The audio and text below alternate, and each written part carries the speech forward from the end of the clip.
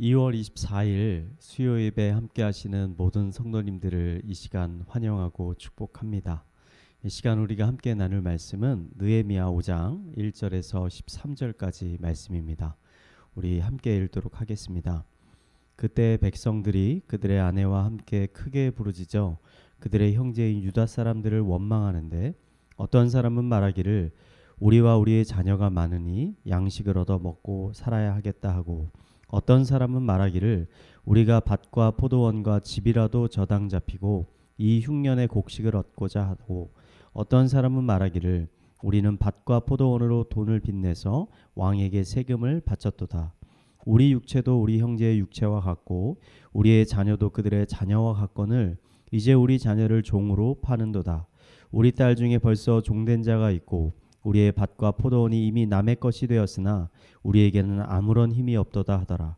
내가 백성들의 부르짖음과 이런 말을 듣고 크게 노하였으나 깊이 생각하고 귀족들과 민장들을 꾸짖어 그들에게 이르기를 너희가 각기 형제에게 높은 이자를 취하는도다 하고 대회를 열어 그들을 쳐서 그들에게 이르기를 우리는 이방인의 손에 팔린 우리 형제 유다 사람들을 우리의 힘을 다하여 도로 찾았거늘 너희는 너희 형제를 팔고자 하느냐 더구나 우리의 손에 팔리게 하였느냐 하매 그들이 잠잠하여 말이 없기로 내가 또 이르기를 너희의 소행이 좋지 못하도다.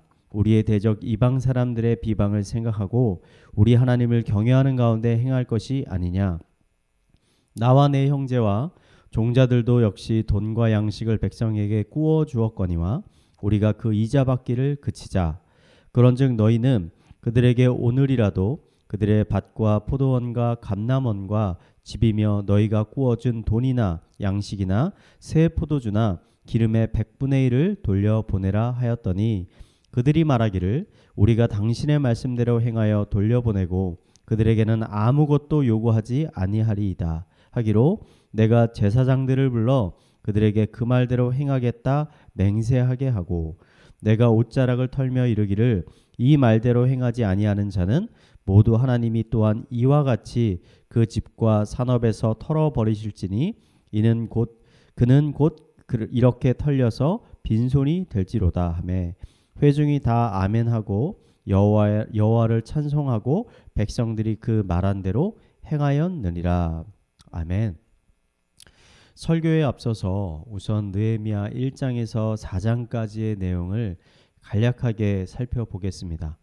페르시아 왕국의 고위 관리였던 느헤미야는 예루살렘에 있는 자신의 동포인 유대인들이 주변에 있는 이방 민족들에게 약탈당하고 살육당하고 있다는 소식을 듣게 됐습니다. 이를 안타깝게 여긴 느헤미야는 유대인들이 더 이상 주변 민족들에게 약탈당하지 않게 하기 위해서 왕에게 가서 간청을 합니다. 제가 예루살렘으로 돌아가 무너진 성벽을 재건할 수 있게 하여 주시옵소서. 비록 주변에 있는 이방 민족들의 여러 방해가 있었지만 느헤미야와 유대인들은 한 마음이 되어서 성벽을 재건하기 시작하였습니다. 이렇게 한 마음이 되어서 성벽을 재건하는 가운데 매우 안타까운 일이 하나 발생했습니다. 느헤미야는 성벽을 하루빨리 재건하기 위해서 백성들의 생업을 잠시 중단시키고 모든 힘을 성벽을 재건하는 데 사용하게 하였습니다. 그런데 그 과정 가운데 문제가 발생했습니다. 어느 정도 재산이 있고 재물이 있는 사람들은 잠시 생업을 멈추어도 먹고 사는데 별 문제가 없었는데 가난한 사람들은 성벽을 재건하면서 자신의 생활을 유지할 만한 능력이 없었기 때문입니다. 그래서 그들은 우선 주변에 있는 부유한 귀족이나 관리들에게 돈을 빌리기 시작했습니다. 그런데 이들은 그 백성들에게 높은 이자를 내게 했습니다. 가난한 백성이 나중에 돈을 갚을 방법이 없자 자신들의 밭과 포도원을 팔기 시작하였습니다. 그조차도 없는 사람들은 자신의 자녀들을 노예로 내어줄 수밖에 없었습니다. 가난한 백성들이 느헤미야에게 몰려와서 자신들의 이런 안타까운 신세를 한탄하자 느헤미야는 크게 분노하며 이 일에 관계된 모든 사람들을 불러 모았습니다. 그리고 그들의 잘못을 질책하면서 가난한 사람들에게 빼앗은 모든 것을 돌려주라고 명령하였습니다. 이에 모든 지도자들이 느헤미야의 명령에 따라 가난한 자들의 모든 것들을 돌려주면서 오늘의 사건이 정리가 됩니다. 느헤미야서의 전체적인 흐름을 우리가 고려해 보았을 때 과연 이 사건이 느헤미야서 이 부분에 과연 들어가야 되는 것일까? 왜냐하면 느헤미야에서 가장 중요한 사건은 무너진 성벽을 재건하는 것이었기 때문입니다. 몇몇 가난한 사람들의 민원을 해결해 주는 이 사건이 꼭 들어갈 필요가 있었을까? 필요가 없지 않을까라는 생각이 들기도 합니다.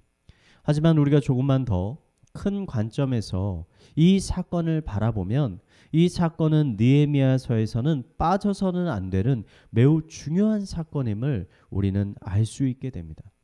우선 이 사건의 중요성을 이해하기 위해서는 느헤미야와 백성들이 지금 그렇게 열심히 재건을 하고 있는 그 성벽이 애초에 왜 무너지게 되었는가를 우리는 이해할 필요가 있습니다.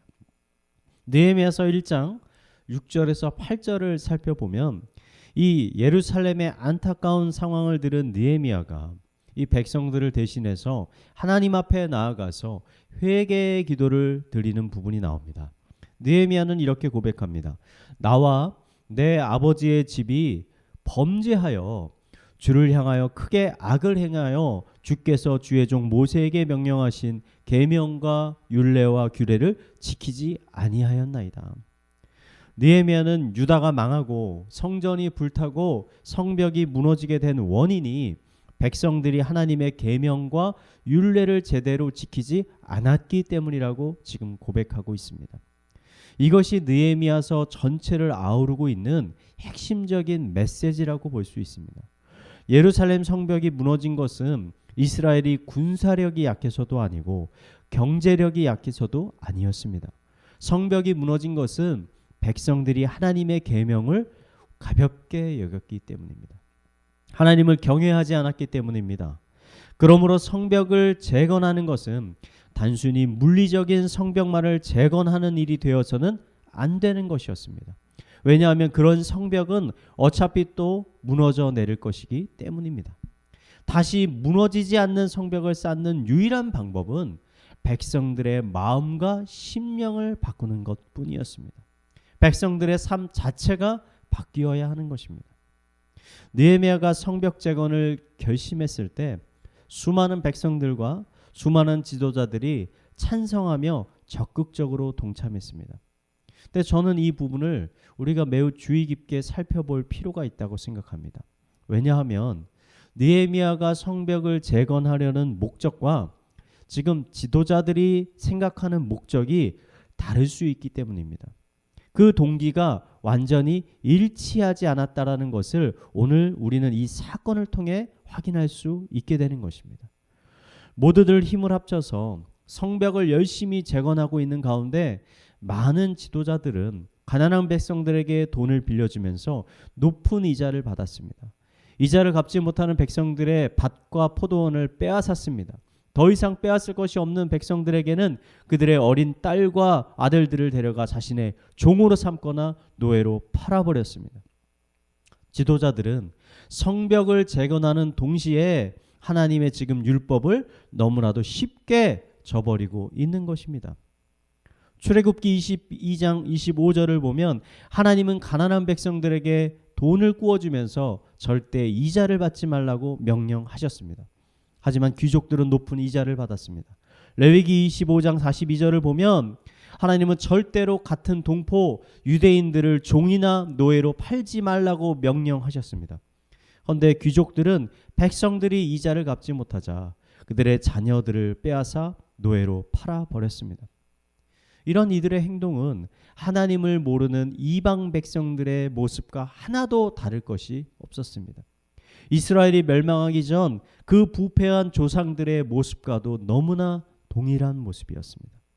느헤미야와 지도자들은 지금 힘을 합쳐서 성벽을 재건하고 있었지만 느헤미야는 하나님 앞에서 더욱 경건하게 살기 위해서 지금 성벽을 재건하고 있었고, 반대로 지도자들은 단지 지금보다 더 잘 먹고 잘 살기 위해서 안전하게 살기 위해서 지금 성벽을 재건하고 있었던 것입니다.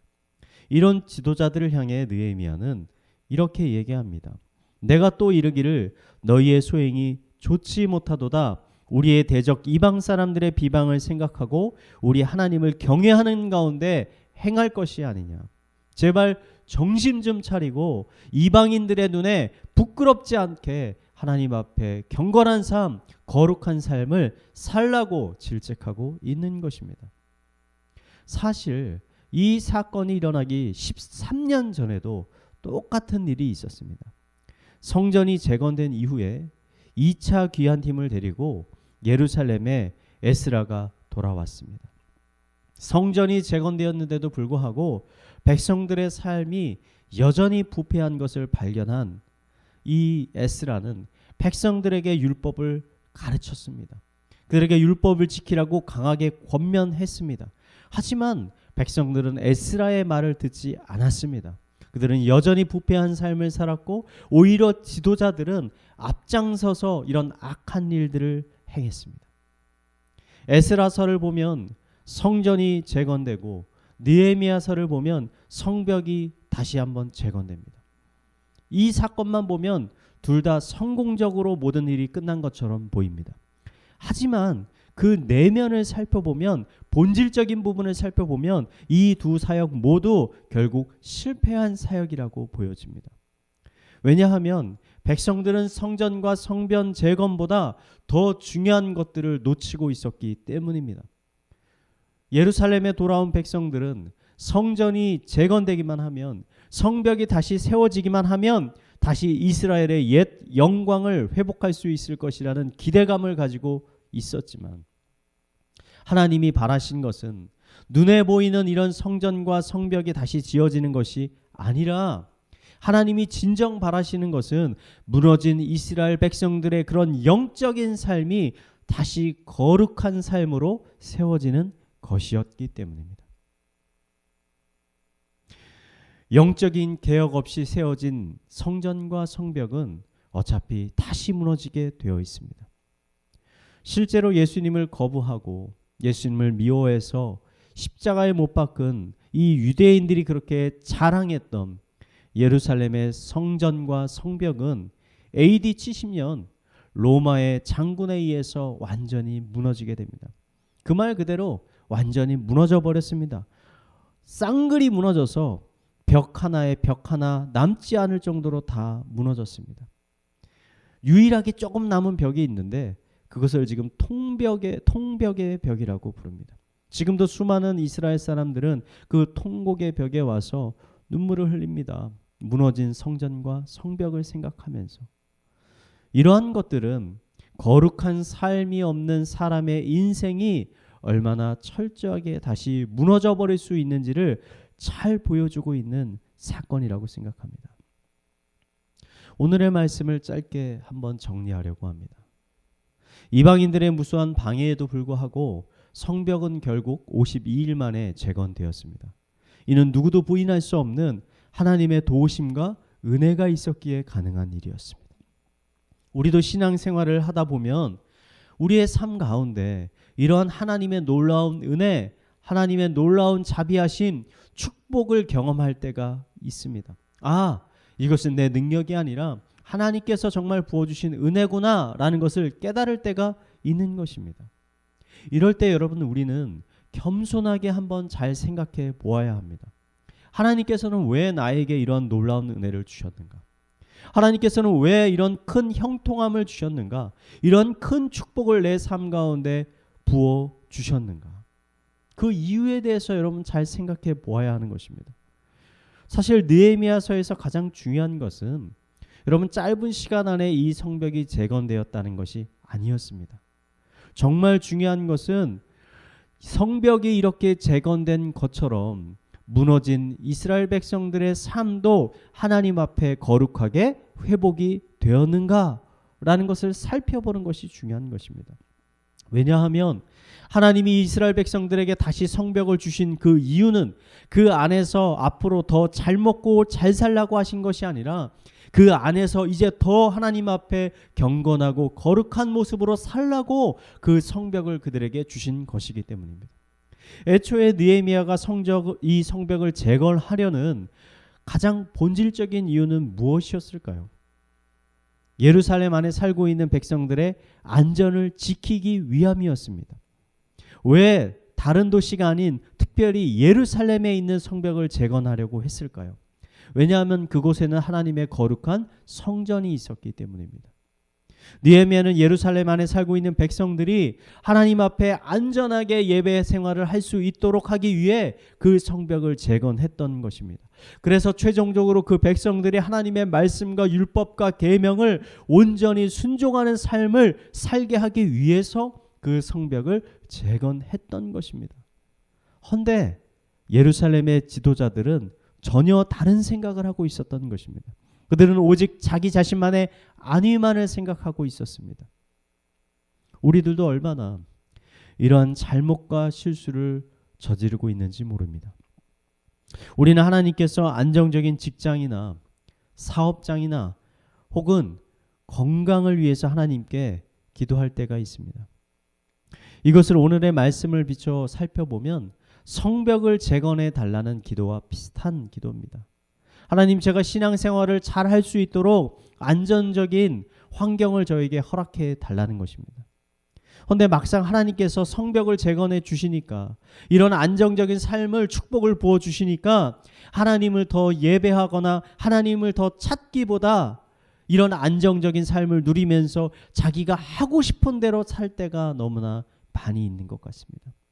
세상 사람들이 즐기는 것들을 따라 열심히 즐기는 모습들이 우리 안에 많이 있는 것 같습니다. 이러한 모습들이 딱 오늘 이 예루살렘의 지도자들의 모습과 비슷해 보이지 않으십니까? 저는 어린 시절에 안산 동산교회라는 곳에서 신앙생활을 했습니다. 동산교회는 동산고등학교라는 유명한 학교를 세웠는데 나중에는 그 학교가 전국 10위 안에 드는 명문 학교가 되었습니다. 제가 동산교회 신앙생활을 하고 있을 당시 지금 시즌처럼 대학 입학 시즌이 되면 제 개인적으로 마음이 답답한 일들이 벌어지고는 했습니다. 교회 옆 현수막, 교회 옆에 학교가 있어서 현수막을 거는데 그 현수막에는 올해 서울대를 몇 명 갔다, 의과대를 몇 명 갔다, 이런 종류의 현수막들이 많이 걸리게 되었습니다. 각종 모임과 예배에서는 이 엄마들의 수많은 간증들이 들렸습니다. 하나님의 은혜로, 하나님의 축복으로 우리 애가 어느 대학에 갔다. 놀라운 은혜였다. 그런데 막상 그 좋은 대학에 갔다는 학생들을 살펴보면 그 학생들 중에서는 사실 주일 예배에 나오지 않는 친구들이 많이 있었습니다. 전혀 신앙생활을 하지 않은 자녀들이 많이 있었습니다. 오히려 대학에 가서 교회와는 완전히 왕래를 끊어버린 그런 학생들도 많이 있었습니다. 여러분들은 이런 것에 대해서 어떻게 생각을 하십니까? 저는 하나님의 은혜로 학생들이 자신이 실력보다 훨씬 좋은 대학에 갈 수도 있다라고 생각합니다. 하나님이 지혜를 부어주셔서, 은혜를 주셔서. 하지만 그 은혜가 자신에게 주어진 이유에 대해서 잘 모를 때 그것을 감사하기보다는 그것을 자신의 자랑과 또 그것을 통해서 방탕한 삶을 살려고 할 때 여러분, 하나님께서 앞으로 그들에게 어떠한 삶을 주시겠습니까? 저는 진심으로 우리들의 삶에서 무너진 성벽들이 다시 재건되기를 간절히 바랍니다. 우리 모두가 하나님의 놀라운 은혜들을 경험하기를 원합니다. 하지만 동시에 그것을 통해서 나 자신에게 영광을 돌리는 삶이 아니라 하나님을 경외하고 하나님께 더 영광 돌리는 삶을 살기를 간절히 간구합니다. 백성들이 이러한 삶을 잃어버렸을 때 여러분, 재건되었던 성전과 성벽은 결국 다시 무너져 버렸습니다. 이러한 사실을 잊지 마시기 바랍니다. 우리의 신앙과 삶을 지켜주는 것은 성전과 성벽이 아닌 하나님 앞에서 경건하게 사는 진실한 삶입니다. 저는 이 자리에 함께 하시는 모든 성도님들이 하나님 앞에 이런 거룩하고 진실한 삶을 통해서 하나님이 주시는 충만한 은혜와 축복을 더 많이 누리게 되기를 이 시간 마지막으로 축원드리겠습니다. 이 시간 우리 말씀을 묵상하며 함께 기도하도록 하겠습니다. 느헤미야가 경험한 성벽의 재건과 같은 놀라운 하나님의 은혜가 내 삶에 일어나기를 간절히 기도합니다. 하나님의 형통한 가운데 하나님의 말씀에 우리의 귀를 더 기울일 수 있도록 하여 주시고, 또 그 말씀에 순종하며 살아갈 수 있는 거룩한 삶을 살아갈 수 있는 경건한 삶을 살아갈 수 있는 우리들 되게 하여 주시옵소서. 우리 이러한 기도 제목을 가지고 함께 기도하도록 하겠습니다. 기도하시겠습니다. 하나님 아버지, 우리 느헤미야의 우리의 사건을 바라봅니다. 하나님께서는 그들에게 놀라운 축복을 주셨습니다. 놀라운 은혜를 주셨습니다. 놀라운 하나님의 능력을 보여주셨습니다. 이를 감사하게 받아들일 수 있도록 하여 주시옵소서. 나의 삶 속에 있는 놀라운 일들이 나의 능력이 아닌 하나님의 은혜임을 먼저 깨달을 수 있도록 인도하여 주시옵소서. 아버지, 그 감사한 하나님의 삶, 하나님의 은혜를 가지고 우리가 주님 앞에 나아갈 때 나의 삶을 더 방탕하게 방종하게 살아가는 것이 아니라 오히려 나를 향하신 하나님의 기뻐하시는 뜻이 무엇인지를 배우고 분별하여 아버지 그 뜻에 순종하며 살아갈 수 있도록 인도하여 주시옵소서. 형통한 가운데 더욱더 경건한 삶을 살게 하여 주시고, 하나님 형통한 삶 가운데 더욱더 하나님의 말씀을 가까이 하게 하여 주시고, 기도의 자리에 나아갈 수 있게 하여 주시고, 예배의 자리에 나아갈 수 있게 하여 주시고, 하나님을 더 붙들도록 하여 주시고, 더 겸손하게 하여 주시고, 또 하나님을 높이는 삶을 살아갈 수 있도록 하나님께서 인도하여 주시옵소서. 나의 마음속에 있는 교만함을 내려놓게 하여 주시고, 나의 마음속에 있는 교만함과 아버지 강박한 마음들을 모두 다 내려놓고 하나님 앞에 겸손한 마음으로 살아갈 수 있도록 주님께서 아버지 우리의 마음을 주장하여 주시고, 성령의 은혜를 부어주시고, 우리의 심령을 변화시켜 주시옵소서. 아버지, 느헤미야의 말을 듣고 지도자들의 마음을 회개하고 바꾼 것처럼 아버지 우리들의 마음도 회개하는 마음으로 주님 앞에 나와 우리의 마음을 돌이킬 수 있도록 주님께서 인도하여 주시옵소서. 우리 이어서 교회를 위해서 계속 기도하겠습니다. 2월 21일과 28일 유년부 겨울 성경학교가 있습니다. 성경학교를 준비하는 한성희 강도사님과 교사들에게 성령의 충만함을 부어 주시옵소서. 하나님이 주시는 지혜와 능력으로 성경학교를 잘 준비할 수 있도록 하여 주시옵소서. 2월 28일부터 1학기 다락방이 다시 시작이 됩니다. 또 한 학기 동안 교회와 순원들을 섬겨주실 순장님들을 축복하여 주시고, 그 마음 가운데 예수 그리스도의 뜨거운 사랑을 부어주셔서 그리스도와 같은 마음으로 교회와 순원들을 사랑하고 섬길 수 있도록 하여 주시옵소서. 우리 두 가지 기도 제목을 가지고 교회를 위해서 기도하도록 하겠습니다. 기도하시겠습니다. 하나님 아버지, 21일, 28일 유년부 성경학교가 시작이 됩니다. 성경학교를 준비하는 우리 한성희 강도사님, 교사들, 하나님 충만한 성령의 은혜를 부어주시옵소서. 지혜를 주시고 능력을 주시고 건강을 주셔서 아버지 이들이 성경학교를 하나님 주시는 능력으로 준비할 수 있도록 주님께서 인도하여 주시옵소서. 성경학교에 참여하는 아이들의 심령을 주님께서 붙잡아 주시고, 그 아이들이 사모하는 마음을 가지고 아버지 성경학교에 나올 수 있도록 인도하여 주시옵소서. 말씀을 듣도록 하여 주시고, 말씀이 그들의 마음 가운데 심겨질 수 있도록 하여 주시고, 그 말씀을 가지고 그들이 또 하나님 앞에 경건한 아버지의 삶을 살 수 있도록 이 아이들의 마음과 심령을 주님께서 붙잡아 주시고 변화시켜 주시옵소서. 다락방 모임이 이제 시작이 됩니다. 하나님 앞에 다락방 모임 가운데 기다려 주시고, 특별히 우리 신앙인들에게 성령의 충만함을 부어주셔서 아버지 성도들을 사랑하는 마음을 주시고, 하나님을 더욱더 경외하고 사랑하는 마음을 주셔서 인간의 마음으로 아버지 사역을 하는 것이 아니라 하나님이 주시는 은혜와 하나님이 주시는 성령의 마음을 가지고 그리스도의 마음을 가지고 아버지 사역할 수 있도록 인도하여 주시옵소서. 코로나 가운데 영원하게 평안하게 하여 주시고, 그 집안을 형통하게 하여 주시고, 하나님께서 아버지 이스라엘의 성벽처럼 지켜주셨던 것처럼 아버지 그들을 안전하게 지켜주시옵소서. 아버지 더욱더 말씀을 충만하게 하여 주시고, 기도 충만, 찬양 충만, 예배 충만, 아버지 성령 충만한 가운데 아버지 교회와 성도들을 섬길 수 있는 아버지 성신앙인들 될 수 있도록 주님께서 더욱더 붙잡아 주시고 보호하여 주시고 축복하여 주시옵소서. 이어서 나라와 사회를 위해서 기도하겠습니다. 2월부터 백신 접종이 시작된다고 합니다. 하루빨리 접종이 잘 이루어져서 대한민국이 코로나로부터 자유로워질 수 있게 하여 주시옵소서. 또 이를 위해 일하는 의료인들과 공무원들의 건강을 주님께서 지켜 주시옵소서. 코로나로 인해 고통받고 있는 수많은 직장인들과 자영업자들의 삶을 주님께서 지켜주셔서 예루살렘 성벽이 재건되었던 것처럼 그들의 삶도 다시 온전히 회복될 수 있게 하여 주시옵소서. 함께 기도하도록 하겠습니다. 하나님 아버지, 2월부터 백신이 접종이 시작이 됩니다. 아버지, 그 접종이 잘 진행될 수 있도록 하여 주시옵소서.